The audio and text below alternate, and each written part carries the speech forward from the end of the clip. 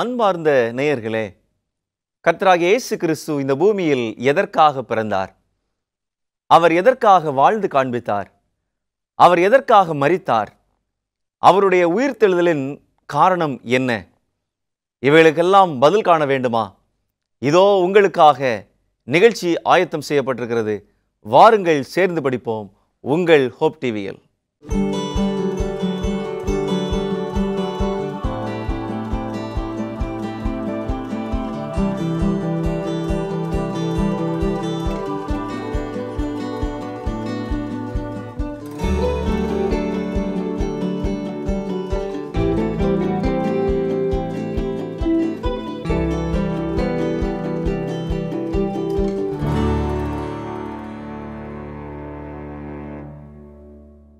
உலகளாவிய hope TV நேயர்களுக்கு இனிய வாழ்த்துக்கள்.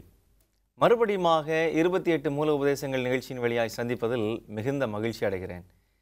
இந்த நாளிலும் 14வது கோட்பாடை நாம் தொடர்ந்து படிக்க இருக்கிறோம்.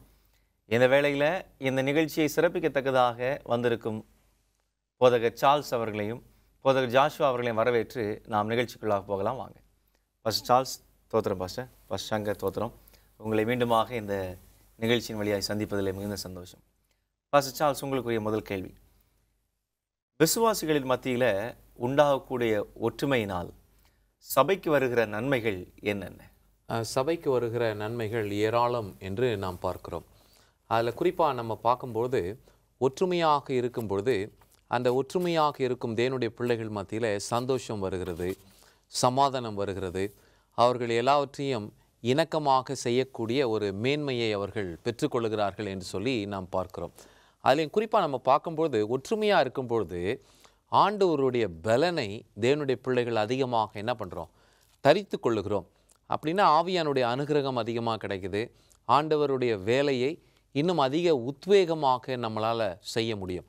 அப்போஸ்தலர்கள் நீங்கள் பார்த்தீங்கன்னா அவங்க சண்டை போட்டுட்டு பிரிவினையோடு இருந்தபோது அவங்க தேவ வல்லமை என்ன பண்ண முடியல, பெற்றுக்கொள்ள முடியல. எப்போ அவங்க அந்த மேலறையில் போய் பாவ அறிக்கை செய்து ஒருவரோடு ஒருவர் ஐக்கியமாகி இணக்கமான போது தான் அவங்களுடைய ஊழியம் வல்லமையாக இருந்தது. அவங்கள குறித்து சொல்லும்பொழுது உலகத்தை கலக்குகிறவர்கள் இங்கேயும் வந்திருக்கிறார்கள். அப்போ அதை அவங்களுடைய ஐக்கியத்தை வெளிப்படுத்தக்கூடிய ஒன்றாக இருக்கிறது. அவர்கள் மறுபடியும் ஊழியத்தெல்லாம் செஞ்சுட்டு மீண்டும் ஒரு இடத்துல அப்போஸ்தலர்கள் எல்லாம் கூடி ஆண்டவர் செய்த சாட்சியெல்லாம் அவங்களுக்குள்ள என்ன பண்ணாங்க, பகிர்ந்து கொண்டார்கள் என்று பார்க்கிறோம். ஏன் இந்த ஐக்கியம் நமக்கு அவசியம் அப்படின்னா, நம்ம எல்லாரும் எங்கே போக போகிறோம்? பரலோக ராஜ்யம் போக போகிறோம். அங்கே எல்லாரும் ஒரே நிலையிலே நாம் இருக்க போகிறோம். அதனால் அந்த ஒரு மெச்சூரிட்டியை ஆண்டவர் இப்போவே இங்கேயே நமக்குள்ள கொண்டு வராரு. அது மிகுந்த பலனை கொடுக்கும் என்பது தான் உண்மை. நிச்சயமாக பாஸ்டர். அப்படியானால் பரலோகத்திற்கு நாம் பிரவேசிக்கும் முன்பதாக நமக்குள்ளே ஏற்பட வேண்டிய மாற்றங்களை எல்லாம் ஆண்டவர் இந்த நாட்களிலே சபையின் வழியாக நமக்குள்ளாக உருவாக்குகிறார். நிச்சயம் அது ஒரு ஆசீர்வாதமான ஒன்று. பாஸ்டர் சங்கர், அந்த விசுவாசிகளை ஊழியத்திற்கும் விசுவாசிகளை பலப்படுத்தவும் உண்டாகிற அந்த ஒற்றுமையினுடைய உறைவிடம் ஏது? இந்த ஒற்றுமைக்கான அடிப்படை உறைவிடம், சோர்ஸ் என்ற ஆங்கிலத்தில் சொல்லுவாங்க. அது எங்கே அப்படின்னு சொன்னால் யோவான் 17ஆம் அதிகாரத்தில் இயேசு கிறிஸ்து இந்த ஒற்றுமைக்கான ஒரு ஜெபத்தை ஏறெடுத்திருப்பார். அதில் எதெல்லாம் இந்த ஒற்றுமைக்கு காரணமாக அவர் ஜெபத்திலே சொல்லி பிதாவினிடத்தில் கேட்கிறார் என்று ஒரு 3 வசனங்களை நம்ம வாசிக்கும் பொழுது சில காரியங்களை நம்ம புரிந்து கொள்ள முடியும். 17ஆம் அதிகாரத்தில் 11வது வசனத்தில் பிற்பகுதி, பிதாவே நீர் எனக்கு தந்தவர்கள் நம்மை போல் ஒன்றாக இருக்கும்படிக்கு, நம்ம ஒன்றாக இருக்க வேண்டும் என்பதற்காக இயேசு கிறிஸ்து செய்கிற ஜெபத்திலே அவர் கேட்கிறார், நீர் அவர்களை உம்முடைய நாமத்தினாலே காத்துக்கொள்ளும். ஸோ இந்த ஒற்றுமையினுடைய உறைவிடம், ஒற்றுமைக்கான ஒரு சோர்ஸ் எதுவாக இருக்குதுன்னு சொன்னால், பிதா காத்துக்கொள்கிறார், பிதா காத்துக்கொள்ள வேண்டும் என்று கிறிஸ்து ஜெபிக்கிறார். இது அங்கத்தினர்களை ஒற்றுமையாக வைப்பதற்கு ஒரு சோர்ஸாக இருக்குது. 22வது வசனத்தை வாசிக்கும் பொழுது, நாம் ஒன்றாக இருக்கிறது போல அவர்களும் ஒன்றாக இருக்கும்படி, இங்கேயும் அந்த ஒற்றுமையை குறித்து நம்ம வாசிக்கிறோம். நீர் எனக்கு தந்த மகிமையை நான் அவர்களுக்கு கொடுத்தேன். இயேசு கிறிஸ்துவினுடைய மகிமை நம்மை ஒன்றிணைக்கக்கூடியதாக காணப்படுகிறது. 3வதாக 23வது வசனம் சொல்கிறது, ஒருமைப்பாட்டில் அவர்கள் தேறினவர்களாக இருக்கும்படிக்கும் என்னை நீர் அனுப்பினதையும் நீர் என்னில் அன்பாயிருக்கிறது போல அவர்களிலும் அன்பாயிருக்கிறதையும் உலகம் அறியும்படிக்கும் நான் அவர்களிலும் நீர் என்னிலும் இருக்கும்படி வேண்டிக் கொள்கிறேன். எல்லாவற்றிற்கும் மேலாக இயேசு கிறிஸ்து அந்த யுனைட்டிங் பவராக நம்மை ஒன்றிணைக்கக்கூடிய உறைவிடமாக இருக்கிறார். இதை கலாத்தியர் 3ஆம் அதிகாரம் 28வது வசனத்தில் வாசிக்கும் பொழுது, யூதன் என்றுமில்லை, கிரேக்கன் என்றுமில்லை, அடிமை என்றுமில்லை, சுயாதீனன் என்றுமில்லை, ஆண் என்றுமில்லை, பெண் என்றுமில்லை, நீங்கள் எல்லாரும் கிறிஸ்து இயேசுவுக்குள் ஒன்றாக இருக்கிறீர்கள். ஸோ எல்லாரையும் இணைக்கக்கூடிய அந்த உறைவிடம், அந்த சோர்ஸ் என்ன அப்படின்னு சொல்லி பார்க்கும் பொழுது, பிதாவினுடைய காத்துக்கொள்ளக்கூடிய வல்லமை, குமாரனுடைய மகிமை, எல்லாவற்றிற்கும் மேலாக குமாரனே நம்மை ஒன்றிணைக்கக்கூடிய ஒரு உறைவிடமாக காணப்படுகிறார். அதாவது மனித குலத்திற்கு வரவேண்டிய ஒற்றுமை பரலோகத்தில் இருக்கிறது என்று கூட சொல்லிக்கலாம். பாஸ்டர், உங்களுக்குரிய கேள்வி. இப்போ ஒரு விசுவாசிக்கு பரலோகம் ஒற்றுமையை வழங்குகிறது என்று பார்த்தோம். அது ஒரு மனிதனுடைய வாழ்க்கையில் அல்லது சரீரத்துக்குள்ள என்ன விதத்தில் அந்த பரலோக செயல்பாடுகள் காணப்படுகிறது, அல்லது அந்த விசுவாசம் என்னென்ன விதத்தில் உண்டாகிறது? ஆக்சுவலாக இங்கே நம்ம பார்க்கும்போது பிதாவாகிய தேவன் அவருடைய குமாரரின் மூலமாக தம்முடைய ஆவியை ஊற்றுகிறார். அதான் ஆவியானவர் என்று நாம் பார்க்கிறோம். அந்த ஆவியானவர் வரும்பொழுது பிரிவினையாக இருக்கும் தடுப்பு சுவர் எல்லாவற்றையும் உடைக்கிறார். ஃபார் எக்ஸாம்பிள் கல்ச்சர், ஒரு மனுஷனும் வெவ்வேறு கல்ச்சரல் பேக்ரவுண்ட்லேருந்து வராங்க. அவங்க பேசுகிற பாஷை வெவ்வேறாக இருக்கும், மொழி வெவ்வேறாக இருக்கலாம், ஒருவேளை நிறம் வெவ்வேறாக இருக்கலாம், உணவு முறைகள் வெவ்வேறாக இருக்கலாம். எது எப்படி இருந்தாலும் இவைகளை எல்லாம் ஆண்டவர் உடைத்தெறிகிறார் ஆவியானவர் மூலமாய். அப்போ அதை ரொம்ப அழகாக பவுல் எழுதுவார். கலாத்தியருக்கு எழுதின அந்த 3ஆம் நிருபத்தில் சொல்லும் பொழுது, கிறிஸ்து இயேசுவுக்குள்ளாக ஞானஸ்தானம் எடுத்தவர்கள் எத்தனை பேரோ அத்தனை பேரும் நீங்கள் கிறிஸ்து இயேசுவை தரித்து கொண்டீர்கள் என்று சொல்லிட்டு இங்கே சொல்வார் பாருங்க, 28வது வாக்கியத்தில், யூதன் என்றும் கிரேக்கன் என்றும் இல்லை, அடிமை என்றும் சுயாதீனன் என்றும் இல்லை, ஆண் என்றும் பெண் என்றும் இல்லை, நீங்கள் எல்லாரும் கிறிஸ்து இயேசுக்குள் எப்படி இருக்கிறீங்க? ஒன்றாக இருக்கிறீங்க. இப்போ நம்ம பார்க்கும்போது, இப்போ நம்ம ஒரு வெளிநாட்டிற்கு போகிறோம். அந்த அந்நிய நாட்டிலே போகும்பொழுது ஒரு கிறிஸ்துவரை பார்க்கும்பொழுது நமக்கு என்ன வருது? ஒரு சந்தோஷம் வருகிறது. இந்த ஒரு நட்பு நம்மளை இணைக்கிறது. உலகத்தில் எந்த பகுதியில் என்ன பாஷை பேசினாலும் சரி, என்ன சூழ்நிலையில் இருந்தாலும் சரி, இயேசுவின் பிள்ளைகள் என்று சொல்லும் பொழுது ஒரு விதமான ஐக்கியம் நமக்குள்ளாக, ஒரு விதமான ஒரு ஒற்றுமை வருகிறதை நம்மால் உணர முடியும். நிச்சயமா பாஸ்டர். பாஸ்டர் ஜோஷ்வா, இப்போது அந்த ஒற்றுமை ஒரு விசுவாசியுடைய வாழ்க்கையில் வருவதற்கு ஆவியானவர் மிகவும் அதிகமான பங்காற்றுகிறார். இப்போது அந்த ஒற்றுமையை ஒரு விசுவாசி பெற்றுக்கொள்வதற்கு ஆவிக்குரிய வரங்கள் எவ்வளவு உதவியாக இருக்கிறது? ஆவிக்குரிய வரங்கள் நம்முடைய வாழ்க்கையிலே, விசுவாசிகளுடைய வாழ்க்கையிலே இந்த ஒருமனப்பாடு, இதில் தேறினவர்களாக இருக்க வேண்டும் என்பதற்காக கொடுக்கப்பட்டது என்பதை வேதம் பதிவு செய்கிறது. எபேசியர் புத்தகத்தில் 4ஆம் அதிகாரத்தில் நம்ம வாசிக்கும் பொழுது, இங்கு 11வது வசனத்திலிருந்து நம்ம தொடர்ச்சியாக வாசிக்கும் பொழுது இந்த ஆவியின் வரங்களை குறித்து நம்ம படிக்க முடியும். அதில் குறிப்பாக அதில் இருக்கக்கூடிய வரத்தை 13வது வசனம் சொல்லும். அவர் சிலரை அப்போஸ்தலராகவும், சிலரை தீர்க்கதரிசிகளாகவும், சிலரை சுவிசேஷகராகவும், சிலரை மேய்ப்பராகவும், போதகராகவும் ஏற்படுத்தினார். என்ன காரணத்திற்காக ஏற்படுத்தினார் அப்படின்னு சொல்லி நம்ம வாசிக்கும் பொழுது 11வது வசனம் சொல்கிறது, மேலும் நாம் அனைவரும் தேவனுடைய குமாரனை பற்றும் விசுவாசத்திலும் அறிவிலும் ஒருமைப்பட்டவர்களாகி கிறிஸ்துவினுடைய நிறைவான வளர்ச்சியின் அளவுக்கு தக்கதாக பூரண புருஷராகும் வரைக்கும் பரிசுத்தவான்கள் சீர்பொருந்தும் பொருட்டும் சுவிசேஷ ஊழியத்தின் வேலைக்காகவும் கிறிஸ்துவின் சரீரமாகிய சபையானது பக்தி விருத்தி அடைவதற்காகவும் தான் இந்த வரங்கள் கொடுக்கப்பட்டிருக்கிறது. இந்த லிஸ்ட்டில் நம்ம பார்க்கும் பொழுது நம்ம அறிவில் தேறினவர்களாக மட்டுமல்ல, ஒருமைப்பாட்டில் தேறினவர்களாக வேண்டும் என்பதற்காக இந்த ஆவியின் வரங்கள் கொடுக்கப்பட்டிருக்கிறது. எனவே இந்த ஆவியின் வரங்கள் சபையினுடைய ஒருமனப்பாட்டிற்கு மிக அவசியமான ஒன்றாக இருக்கிறது என்று நம்ம பார்க்கிறோம். பாஸ்டர், ஒற்றுமையை குறித்து நாம் படித்து கொண்டிருக்கிறோம். இப்போது ஆவிக்குரிய வரங்கள், ஸ்பிரிச்சுவல் கிஃப்ட்ஸ், இந்த ஆவிக்குரிய வரங்கள் கிறிஸ்துவுக்குள் வளருவதற்கு அல்லது ஒற்றுமையை தரித்து கொள்வதற்கு எவ்வளவு உதவியாக இருக்கிறது? இந்த ஆவிக்குரிய வரங்களை நம்ம எப்படி பாவிக்கணும் என்றால், ஒருத்தருக்கு ஆண்டவர் அவருடைய சித்தத்தின்படியே பகிர்ந்து கொடுக்கிறார். அதை 1 கொரிந்தியர் 12ஆம் அதிகாரத்தில் வாசிக்கும் பொழுது நம்ம வேணால் ஜெபிக்கலாம், ஆண்டவரே எனக்கு இன்ன வரத்தை தாங்க அப்படின்னு சொல்லிட்டு. ஒரு விசுவாசி என்னதான் ஜெபித்தாலும் ஆவியானவர் அவருடைய சித்தத்தின்படியே அந்த வரத்தை பகிர்ந்து கொடுக்கிறார் என்று பார்க்கிறோம். இப்போ ஒரு சர்ச்சில் எல்லாரும் பிரசங்கம் பண்ணால் அப்புறம் யார் தான் உட்காந்து கேட்பா? எல்லாரும் பாட்டு பாடினா அப்போது அதில் ஒரு வித்தியாசம் இருக்காது இல்லையா? அதனால் ஆண்டவர் வரங்களை பகிர்ந்து கொடுக்குறார். இப்போ அந்த ஆய்வில் என்ன கண்டுபிடிச்சிருக்கிறாங்கன்னா, புதிய ஏற்பாட்டில் ஏறக்குறைய 28 ஆவிக்குரிய வரங்கள் இருக்கிறது. ஞானம், விசுவாசம், இப்படி ஊழியம், அப்போஸ்தலன், இப்படி நிறைய வரங்களை பெற்ற தேவனுடைய பிள்ளைகள் ஒரு சபையாக இணக்கமாக வருகிறதற்கு ஆவியானவர் உதவி செய்கிறார். ஏன் அப்படின்னா நம்மளை ஒரு நோக்கம் இணைக்கிறது. அந்த நோக்கம் என்னன்னா, ஆண்டவர் திரும்பவும் சீக்கிரம் வரப்போகிறார். அவர் வருகிறதற்கு முன்பாக அவருடைய ராஜ்யம் இந்த பூமியில் என்ன பண்ணப்பட வேண்டும்? கட்டப்பட வேண்டும். அந்த ராஜ்யத்தை விரிவாக்கும் வேலை யார்கிட்ட கொடுத்துருக்காரு? நம்ம கிட்ட கொடுத்துருக்காரு. அதனால் நம்முடைய வரங்களை நாம் அனல் மூட்டி எழுப்பி செயலாற்றும் பொழுது அநேகர் தேவனுக்குள்ளாக வருவார்கள், ரட்சிக்கப்படுவார்கள். அதை எபேசியர் 4 அதில் குறிப்பாக இங்கே 16வது வாக்கியத்தில் சொல்லும் பொழுது, அவராலே சரீரம் முழுவதும் அதற்கு உதவியாயிருக்கிற சகல கணுக்களினாலும் இசைவாய் கூட்டி கட்டப்பட்டு ஒவ்வொரு அவயமும் தன் தன் அளவிற்கு தக்கதாய் கிரியை செய்யும்படி அது அன்பினாலே தனக்கு பக்தி விருத்தி உண்டாக்குகிறதற்கு ஏதுவாக சரீர வளர்ச்சியை உண்டாக்குகிறது. அப்போ ஆண்டவர் என்ன பண்ணுறாருன்னா, ஆவியானவர் மூலமாக ஒரு ஐக்கியத்தை ஏற்படுத்தி ஏக சிந்தையை கொடுத்து எல்லாரும் அவங்களுக்கு கொடுக்கப்பட்ட கிருபையின் வரத்தின்படியே அவங்களுடைய வரத்தை செயலாற்றுறாங்க, தேவனை மகிமைப்படுத்துகிறாங்க. ஆனால் இதில் இன்னொரு விஷயமும் கவனமாக இருக்கணும். வரத்தை பயன்படுத்தி சுய மகிமையை தேடும் பொழுது பிரிவினைகள் வரும். தேவனை மகிமைப்படுத்தும் கண்ணோட்டத்தில் வரத்தை பயன்படுத்தினா பிரிவினைகள் வராது. ஆனால் இந்த ஆவிக்குரிய வரங்களை சீரான முறையில் கிறிஸ்துவுக்கு பிரியமாக நாம் பயன்படுத்தும் போது நாம் கிறிஸ்துவுக்குள் வளருகிற பிள்ளைகளாகவும், ஆவிக்குரிய வரங்களை நாம் அலட்சியமாக பயன்படுத்தும் போது நாம் கிறிஸ்துவிடத்திலிருந்து தூரமாக போகிறவர்களாக நாம் மாறிவிடுகிறோம்.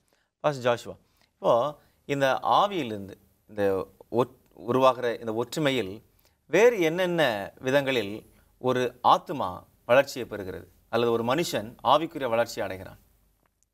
இந்த ஆவியின் மூலமாக கிடைக்கக்கூடிய இந்த ஒற்றுமை என்பதை குறித்து வேதத்தில் நம்ம பார்க்கும் பொழுது, இயேசு கிறிஸ்து அவர் சொன்ன ஒரு வாக்குத்தத்தத்தை யோவான் 15ஆம் அதிகாரத்தில் நம்ம வாசிக்கிறோம். பிதாவினிடத்திலிருந்து நான் உங்களுக்கு அனுப்பப் போகிறவரும் பிதாவானவரிடத்திலிருந்து புறப்பட்டு வருகிறவருமாகிய சத்திய ஆவியான தேற்றரவாளன் உங்களிடத்தில் வரும்போது அவர் என்னை குறித்து சாட்சி கொடுப்பார். இங்கே ஆவியானவரை குறித்து பேசும்பொழுது சத்திய ஆவியானவர் என்ற வார்த்தையை நம்ம வாசிக்கிறோம். இந்த ஒற்றுமை எதன் அடிப்படையில் இருக்குது அப்படின்னு சொன்னால், நம்ம வெவ்வேறு கலாச்சாரங்கள், வெவ்வேறு இனத்தை சேர்ந்தவர்கள், வெவ்வேறு மொழியை சேர்ந்தவர்களாக இருந்தாலும் வேத சத்தியங்கள், இந்த மீதமான திருச்சபையினுடைய கோட்பாடுகள் என்ற இந்த சத்தியத்தில் நம்ம ஒன்றிணைக்கிறோம். இந்த சத்தியத்தில் நம்மை ஒன்றிணைக்கிறது பரிசுத்த ஆவியானவருடைய வேலை. ஆவியானவர் அவருடைய சுயமாக ஒன்றும் எடுத்து பேச மாட்டார், அவர் என்னை குறித்து சாட்சி கொடுப்பார் என்று தான் இயேசு கிறிஸ்து சொல்கிறார். இயேசு கிறிஸ்துவை குறித்து சாட்சி கொடுக்கும் பொழுது இயேசு கிறிஸ்து என்ன சொல்கிறார் என்றால், நானே வழியும் சத்தியமும் ஜீவனுமாக இருக்கிறேன். ஸோ அந்த இயேசு கிறிஸ்து அடிப்படையாக இருக்கிறார். அந்த இயேசு கிறிஸ்துவை அடிப்படையாக கொண்டவர்கள் ஒற்றுமையோடு காணப்படுகிறார்கள். அந்த ஒற்றுமையில் அவர்கள் வளரும் பொழுது ஆவியானவர் ஆவியானவர் சகல சத்தியத்திற்குள்ளும் அவர்களை வழிநடத்தும் பொழுது அந்த ஒற்றுமையில் அவர்கள் தொடர்ந்து வளர்ந்து கொண்டே செல்வார்கள். இந்த வேத சத்தியத்தின் அடிப்படையில் படித்து வேத ஆவியானவர் சத்திய ஆவியானவர் தரக்கூடிய அந்த வரங்களை அவர்கள் உண்மையாக பயன்படுத்தும் பொழுது, பாஸ்டர் அவங்க சொன்னது மாதிரி, அது ஒருமைப்பாட்டை இன்னும் வளர்க்கிறதாக, சபையை இன்னும் பக்தி விருத்திக்கு ஏதுவாக மாற்றுகிறதாக காணப்படும். மாறாக அந்த சத்தியத்திலிருந்து சற்று விலகினால், இந்த கிரைஸ்ட் சென்டர்டு ட்ரூத், கிறிஸ்துவை மையமாக கொண்ட இந்த சத்தியத்திலிருந்து சற்று விலகினாலும் கூட, சுயத்தை சற்று உள்ளே கொண்டு வந்து அந்த வரத்தை தனக்கு என்று பயன்படுத்தினால் கூட அந்த வளர்ச்சியிலிருந்து நம்ம விழுந்து போவோம் என்பதை வேதம் நமக்கு சொல்கிறது. நிச்சயமாக. அப்படின்னா ஒரு மனிதனுடைய வாழ்க்கையில் ஒரு மெய்யான ஒற்றுமையை அவன் பெற்றுக்கொள்ளும் போது தேவன் கிறிஸ்துவை மையமாக கொண்ட வாழ்க்கையின் தரத்தை அவன் அடைகிறான்.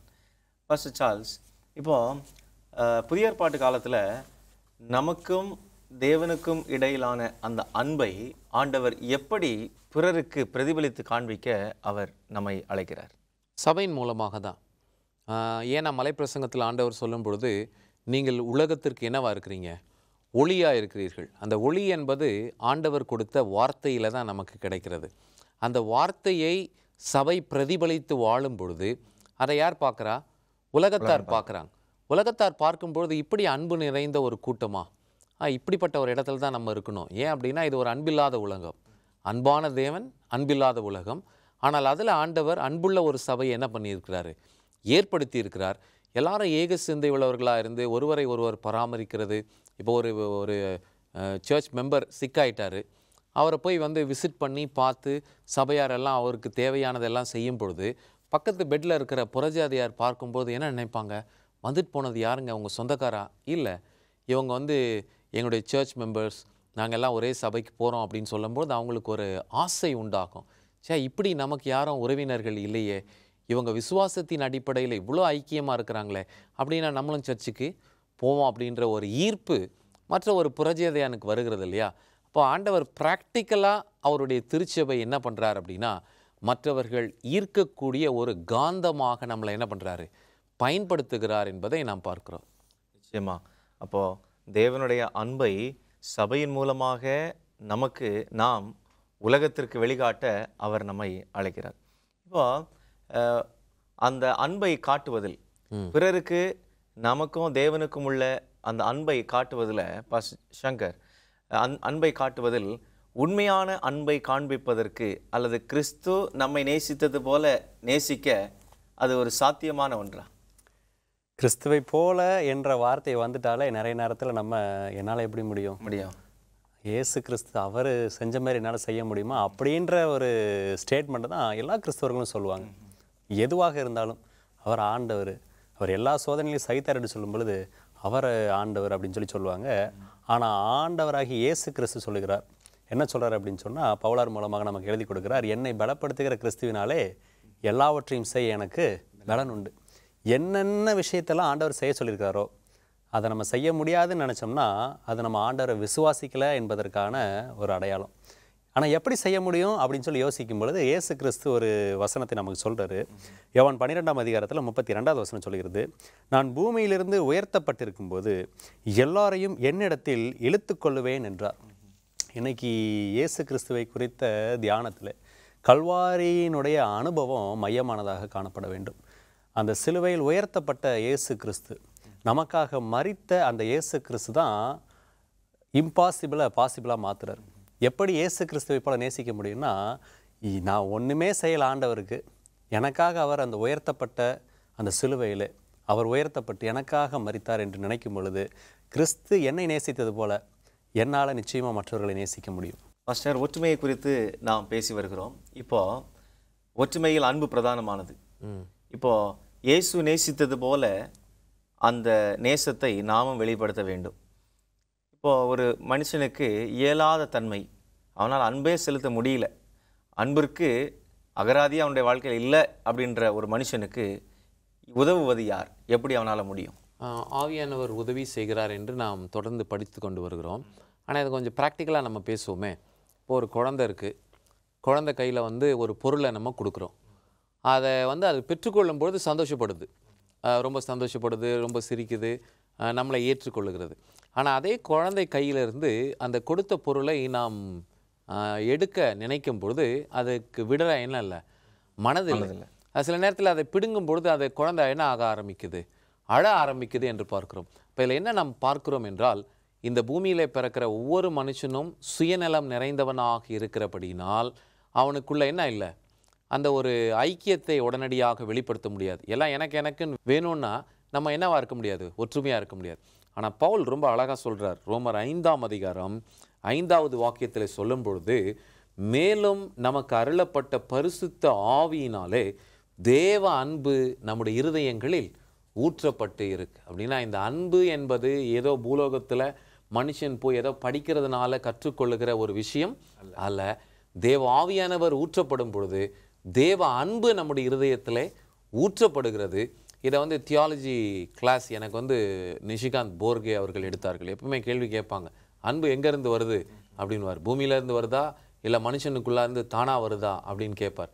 அப்போ அவர் இந்த வாக்கியத்தை அடிக்கடி சொல்வார், ஆவியானவர் ஊற்றப்படும் பொழுது தேவ அன்பும் நம்முடைய இருதயங்களில் ஊற்றப்படுகிறது. இப்போ பாஸ்டர் ஏற்கனவே சொன்னது போல, கிறிஸ்துவை போல நாம் சிநேகிக்க முடியுமா? முடியும். யாருடைய ஒத்தாசையினால்? ஆவியானுடைய ஒத்தாசையினால், அவர் ஊற்றும் தேவ அன்பினால் அது சாத்தியமாகும். நிச்சயமா பாஸ்டர். அதாவது அன்பிற்கு அகராதியும் அன்பில் பழக்கமில்லாத நம்முடைய வாழ்க்கையில், ஒரு வறட்சியான ஒரு மனிதனுடைய வாழ்க்கையில் தேவ ஆவியானவர் தன்னுடைய அன்பை ஊற்றும் பொழுது உண்மையிலேயே அவன் அன்புள்ளவனாக மாறுகிறான். இப்போது நம்ம அன்பை அடைவதற்கு அல்லது ஒரு குடும்பத்தில் அன்பாய் இருப்பதற்கு பாஸ்டர் ஜாஷுவா, ஒரு குடும்பத்தில் ஒரு தனிப்பட்ட மனிதனாக அன்பாய் இருப்பதற்கு என்ன செய்யலாம்? இந்த கேள்வியில் தேவன் நமக்கு மிக முக்கியமான பாடத்தை வச்சுருக்கிறார். ஏன் அப்படின்னு சொன்னால், நான் வீட்டில் என்ன செய்கிறேனோ அதை தான் வெளியில் செய்ய போகிறேன். ஒரு சபையிலே ஒற்றுமை ஐக்கியம் என்று ஒன்று வர வேண்டும் என்று சொன்னால், முதலாவது என்னுடைய குடும்பத்திலே ஐக்கியம் ஒற்றுமை என்பது வர வேண்டும். நம்ம மூப்பரை குறித்து படிக்கும்பொழுது சபையை கண்காணிக்க வேண்டும் என்றால் முதலாவது அவன் தன்னுடைய சொந்த குடும்பத்தை நடத்த வேண்டும். இங்கேயும் அதே போல தான், எப்படி நாம் குடும்பத்தில் நடந்து கொள்கிறோம், கணவன் மனைவியை எப்படி நடத்துகிறார். எபேசியர் 5ஆம் அதிகாரத்திலே கிறிஸ்துவுக்கும் சபைக்கும் இருக்கக்கூடிய அந்த உறவை நம்ம பார்க்கிறோம். எபேசியர் 6ஆம் அதிகாரத்தில் வாசிக்கும் பொழுது பெற்றோருக்கும் பிள்ளைகளுக்குமான அந்த உறவை குறித்து நம்ம வாசிக்கிறோம். இது எல்லாம் எதற்காக தேவன் எழுதி கொடுத்திருக்கிறார்னா, முதலாவது ஐக்கியம் என்பது ஒவ்வொரு வீட்டிலும் ஒவ்வொரு குடும்பத்திலும் வர வேண்டும். அது எல்லாவற்றிற்கும் இந்த சத்திய வேதமே அடிப்படையாக இருக்கிறது. இதை நாம் செய்யும் பொழுது நம்மளுடைய வீடு ஒரு குட்டி பரலோகம் என்று திருமதி எலன் ஒயிட் அவர்கள் எழுதுகிறாங்க.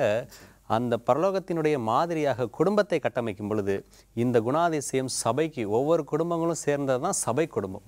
அது சபை கட்டட குடும்பத்திற்குள்ளாக அந்த ஒற்றுமை என்பது பிரதிபலிக்கப்படும். நிச்சயமா பாஸ்டர்.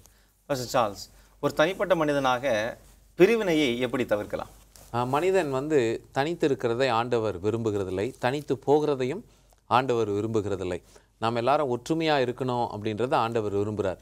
ஆண்டவர் பிடிக்கல அப்படின்னு ஆதியில் சொன்ன ஒரு விஷயம், மனிதன் தனிமையாக இருப்பது நல்லதல்ல என்று சொன்னார். இப்போது ஒரு குடும்பமாக ஆண்டவர் இணைக்கிறதுக்காக ஆணும் பெண்ணையும் என்ன பண்ணுறாரு, இணைக்கிறாரு. பிற்பாடு அவர்களுக்கு பிள்ளைகளை பெற்றெடுக்கிறாங்க. இந்த பிள்ளைகள் மூலமாக பேர பிள்ளைகளையும் பின் சந்ததியை ஆண்டவர் கொடுக்கிறார். அப்போது ஒரு மனுஷன் மூலமாக ஒரு பூலோக குடும்பத்தையே ஆண்டவர் ஏற்படுத்தி இருக்கிறார் என்றால், இது எதை கற்றுக் கொடுக்கிறது என்றால் ஐக்கியம். இப்போ ஆபிரகாமை நம்ம பேசுகிறோம் அப்படின்னா, ஆபிரகாமுக்குரிய விசுவாசத்தை நாம் வெளிப்படுத்துகிறபடினால் கிறிஸ்து இயேசுக்குள்ளாக இணைக்கப்படுகிற ஒரு இணைப்பை தான் ஆண்டவர் பேசுகிறார்.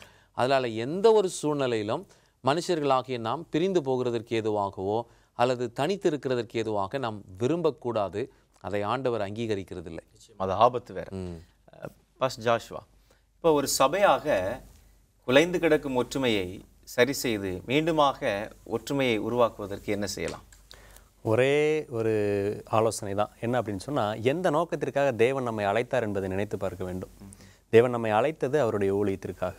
நாம் பெற்ற இந்த சத்தியத்தை மற்றவர்களுக்கு கொடுக்க வேண்டும். அந்த ஊழியத்தை செய்ய நாம் முயற்சி செய்யும் பொழுது தேவன் நமக்கு கொடுத்திருக்கிற ஆவியின் வரத்தை அவருடைய ஊழியத்திற்கு என்று பயன்படுத்தும் போது, நீங்கள் ஒன்றும் வேண்டாம், எந்த சபை ஊழியம் செய்கிறதோ அந்த சபையில் பிரிவினைகள் இருக்காது. கர்த்தருடைய ஊழியத்தை நிறைவேற்ற வேண்டும் என்ற அந்த குறிக்கோளோடு தங்களுக்குள்ளாக இருக்கிற வேறுபாடுகளை மறந்து தேவனுடைய ஊழியத்தை செய்வாங்க. சீஷர்களை ஆண்டவர் ஊழியத்திற்கு என்று அனுப்பிவிடும் பொழுது அவங்க ஒவ்வொரு இடத்திலும் பிரசங்கம் செய்யும் பொழுதும் மற்றவர்களுக்கு சுகத்தையும் அதிசயத்தையும் செய்யும் பொழுதும் அவர்கள் தங்களுக்கு இடையில் இருக்கக்கூடிய எல்லாவற்றையும் மறந்தார்கள். ஏன்னா they are busy with other things. அந்த ஒற்றுமையை குலைக்கக்கூடிய காரியங்களை சிந்தனை செய்வதற்கே அவங்களுக்கு இடமில்லாமல் இருந்தது. நம்ம சபைகளும் எந்த நோக்கத்திற்காக தேவன் நம்மை அழைத்தார் என்ற அந்த ஊழிய நோக்கம், உன்னதமான அந்த முத்துவதின் செய்திகளை பரப்புவதிலே கவனம் செலுத்தினோம் என்று சொன்னால் பிரிவினைகளுக்கு இடம் இருக்காது. நிச்சயமா அது அருமையான ஒரு நடைமுறை பாடம். ஒவ்வொரு திருச்சபைகளும் கற்றுக்கொள்ள வேண்டிய பாடம். பிரிவினைகளுக்கு இடம் கொடுக்காமல் தேவன் செய்ய நம்முடைய கரங்களில் கொடுத்திருக்கிற பணியை செய்வதற்கு முயற்சித்தாலே போதும். பாஸ்டர் சார்ல்ஸ், இறுதியான கேள்வி. சபையில் வருகிற பிரிவினைகளை எப்படியெல்லாம் தவிர்க்கலாம்? இப்போ நீங்கள் பார்த்தீங்கன்னா பொதுவாகவே வார்த்தையில் தான் பிரச்சனை வரும். ஒருத்தர் ஒரு வார்த்தை சொல்வார், அவரை தாக்குற மாதிரி பேசுவார். அல்லது சில நேரத்தில் பிரசங்கங்கள் கூட போதகர்கள் அவங்கள மக்களை தாக்குற மாதிரி. அன்போடு எதை செய்தாலும் அது மேன்மையாக இருக்கும். அதனால தான் யாக்கோபு 2ஆம் அதிகாரம் அதில் குறிப்பாக 8-9 வாக்கியத்தில் நீங்கள் வாசிங்கன்னா, உன்னிடத்திலே நீ அன்பு கூறுகிறது போல பிறனிடத்திலும் அன்பு கூறுவாயாக என்ற வேத வாக்கியம் சொல்லுகிற ராஜரீக பிரமாணத்தை நீ நிறைவேற்றுவாய் என்றால் நீ என்ன பண்ணுவ? நன்மை செய்கிறவனாக இருப்பாய் என்று சொல்வார். 9வது வாக்கியத்தை நீங்கள் கீழே வாசிங்கன்னா, பட்சபாதம் உள்ளவர்களாக இருப்பீர்களே என்றால், அப்படின்னா நமக்குள்ள டிஃப்ரென்ஸ் ஆஃப் ஒப்பீனியன் இருக்கும். அப்படின்னா சொல்கிறாரு, பாவம் செய்து மீறுகவன் என்று நியாயப்பிரமாணத்திலே நீ தீர்க்கப்படுவாய். அதனால் ஆண்டவர் என்ன சொல்கிறாருன்னா, என்கரேஜ் பண்ணுறாரு சர்ச்சை, நீங்கள் உன்னிடத்திலே அன்பு கூறுகிறது போல பிறனிடத்திலும் அன்பு கூர்ந்து ஒருவரோடு ஒருவர் ஒற்றுமையாக ஐக்கியமாக இருங்க, பிரிவினைக்கு ஏதுவான வார்த்தைகள் செயல்களை விட்டுவிடுங்க என்று சொல்லுகிறார். அது பிறரை காயப்படுத்தும் வார்த்தைகள், பிறருக்கு பிடிக்காத வார்த்தைகள், பிறரை துக்கப்படுத்துகிற எதுவானாலும் சரி, எதுவுமே செய்யாதபடிக்கு எது பக்தி வினயமானதோ அதை செய்தால் நலமாக இருக்கும். நிச்சயமாக பாஸ்டர், இந்த நாள் நிகழ்ச்சி ஆசீர்வாதமாக இருந்தது. உங்களுடைய பங்களிப்புக்காக மிகுந்த சந்தோஷம். கிறிஸ்துவுக்குள் பிரியமானவர்களே, ஒற்றுமை பரலோக வாசனையை இந்த பூமியிலே காண்பிக்கிறது. ஒற்றுமை இருந்தால் மட்டுமே தேவனுடைய திட்டத்தை இந்த பூமியிலே செயலாற்றவும் முடியும். ஒற்றுமை நம்மை ஒரு மனிதனுடைய வாழ்க்கையில் கிறிஸ்துவுக்குள்ளாக அவனை வளர்க்கிறது. இந்த பாக்கியமான சத்தியங்களை தொடர்ந்து படித்து நம்முடைய வாழ்க்கையில் அப்பியாசித்து பரலோகத்திற்காக நாம் ஆயத்தமாவோம். ஹோப் டிவி நிகழ்ச்சிகளை தொடர்ந்து பார்த்து மகிழுங்கள். கர்த்தர் உங்களை ஆசீர்வதிப்பாராக. ஆமென்.